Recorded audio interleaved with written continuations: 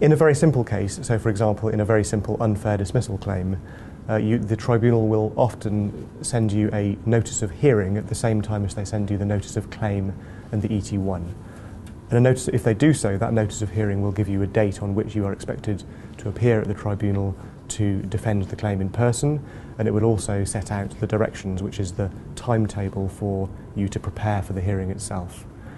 But that's only in a relatively small number of fairly simple cases.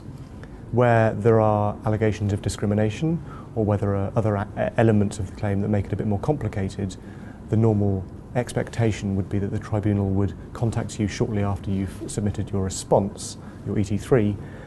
to organise what's known as a case management discussion, or a CMD. And assuming they do that, they would expect you to do some preparation before the CMD. The CMD is essentially a very short and informal hearing at which you will agree with the claimant and with the tribunal the timetable for the preparation of the main hearing. And I'll come on to explain more or less what that timetable entails. But you will need to do some preparation in advance of the CMD, and you will probably be expected by the tribunal to have cooperated a little bit with the claimant in order to agree the kind of issues that the tribunal is being asked to determine, be those factual issues or legal issues, and also to try to agree a timetable and a date on which you think the claimant and the relevant witnesses for your organisation would be free to attend a hearing.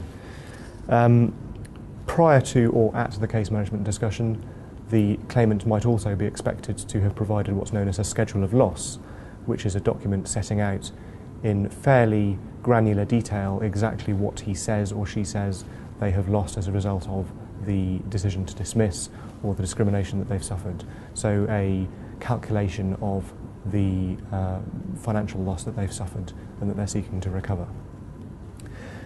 The case management discussion itself will normally be in person, so that is at the tribunal itself, but sometimes it'll be organised by telephone. And if it's by telephone, you'll be given a number to dial into, and it's usually explained to you in advance.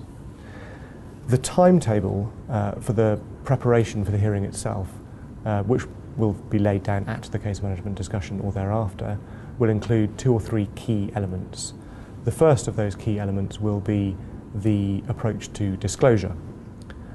Disclosure is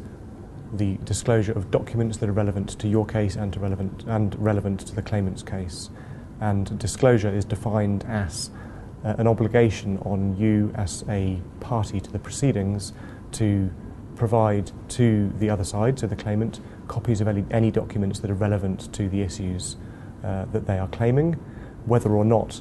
the documents that you provide are helpful to your case or not. So there is an obligation to conduct a reasonable search for any documents that you think are relevant, whether or not they're damaging to you or not. Once you've compiled all those documents, the next thing that tribunal will tell you to do is to prepare a list of documents, setting out all of the documents that you have in your possession or your control, and providing a copy of that list to the claimant, and they will do the same. They will then have a chance to ask you to provide copies of those documents if they don't have copies already, and vice versa, you can ask the claimant to provide you with copies of those documents. And the final stage in the disclosure process is once you've looked through all of those documents and the claimant has looked at your documents, you will be expected to have agreed a date by which you will compile a bundle. So a bundle of documents, a file with all of the key documents in it that will then be brought to the tribunal hearing to enable the tribunal to look at the documents that are relevant to your case and to the claimants.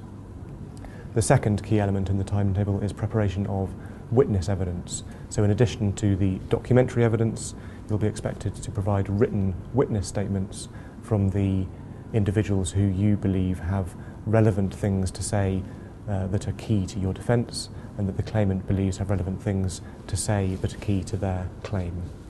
When preparing witness evidence, which you will do further down the line, you need to think very carefully about how you structure the documents so that they are